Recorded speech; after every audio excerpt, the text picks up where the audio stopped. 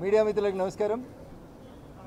Jubilee హిల్స్లో Bharatiya Janata party అభ్యర్థిగా గౌరవనీయులు లంకాల దీపక్ రెడ్డి గారిని ప్రకటించిన తర్వాత ఈరోజు గౌరవనీయులు రాష్ట్ర పార్టీ అధ్యక్షులు రామచంద్రరావు గారు, కేంద్ర మంత్రివర్యులు కిషన్ రెడ్డి గారి నాయకత్వంలో సమీక్షా సమావేశాన్ని ఎన్నికల్లో గెలవడానికి కావాల్సినటువంటి వ్యూహాన్ని నిర్దేశించుకోవడం కోసం అందుబాటులో ఉన్నటువంటి నాయకులందరితో సమావేశాన్ని ఏర్పాటు చేయడం జరిగింది.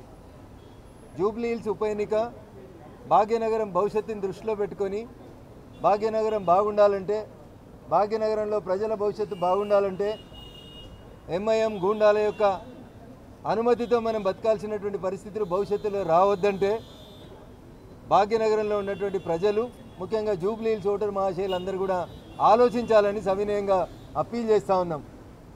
కన్నీళ్లతో ఒకరు, కట్టెలు పట్టుకొని ఇంకొకరు ప్రచారం చేస్తూ ఉన్నారు. కాబట్టి కన్నీరుకు కరిగిన, కట్టెలకు భయపడిన జూబ్లీ హిల్స్ భవిష్యత్తుతో పాటు ఈ భాగ్యనగరం భవిష్యత్తు మూసీ నదిలో కలవాల్సినటువంటి పరిస్థితి వస్తుంది.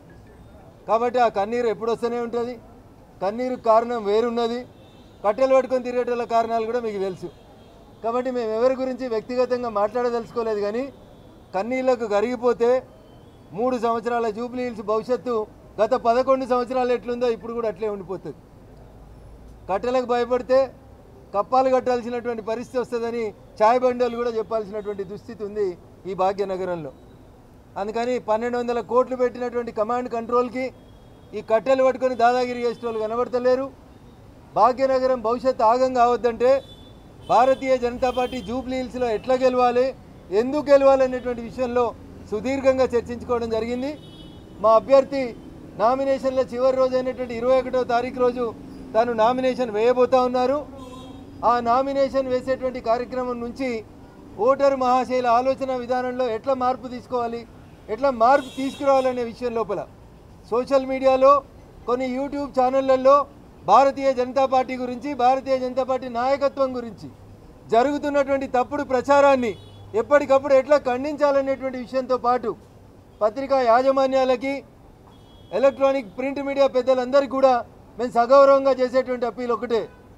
3 సార్లు వరుసగా ఈ దేశాన్ని పాలిస్తున్న పార్టీ, తెలంగాణలో పార్లమెంటుకు జరిగిన ఎన్నికల్లో అధికారంలో ఉన్న పార్టీతో సమానంగా ఎంపీలను గెలిచిన పార్టీ కాబట్టి గౌరవ పెద్దలందరూ కూడా సవినయంగా చేసేటువంటి అప్పీల్, ఇతర పార్టీలకు వస్తున్నటువంటి కవరేజ్ ఎంత ఉంటుందో దయచేసి భారతీయ జనతా పార్టీ కూడా అంతే కవరేజ్ ఇవ్వాలని సవినయంగా 2 చేతులు జోడించి విజ్ఞప్తి చేస్తూ ఉన్నాం యాజమాన్యాలకి, ప్రింట్ మీడియా, ఎలక్ట్రానిక్ మీడియా యాజమాన్యాలకి. భవిష్యత్తు మాది, భవిష్యత్తులో భాగ్యనగరాన్ని పాలించేది మేము.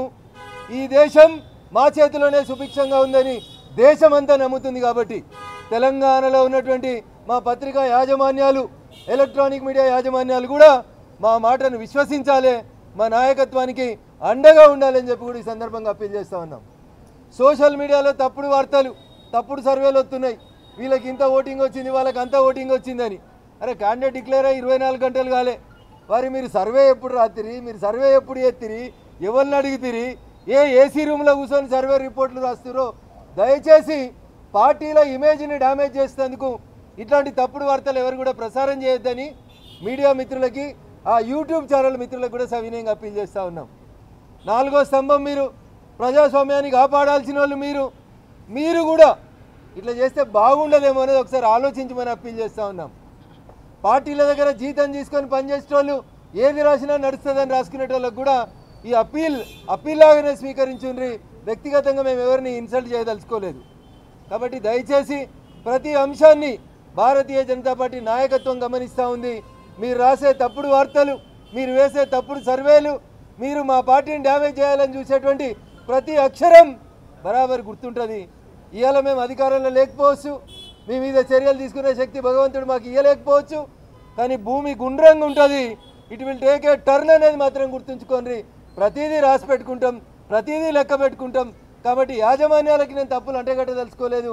వ్యక్తిగతంగా ఎవరైనా తప్పులు చేస్తే మాత్రం దయించి లెక్కలు మాత్రం ఉంటాయనేది మాత్రం అప్పీల్ చేస్తూ ఉన్నాం. ఇది ప్రేమతో చెప్తున్న మాట. నా భాషనే గిట్లుంటుంది, నా గొంతే గిట్లుంటుంది. కాబట్టి రఘునందన్ రావు బెదిరించిండని మళ్ళీ స్క్రోలింగ్లు పెట్టి నన్ను పెద్ద లీడర్ని చేయొద్దని మీకు అందరికి కూడా అప్పీల్ చేస్తా ఉన్నాను.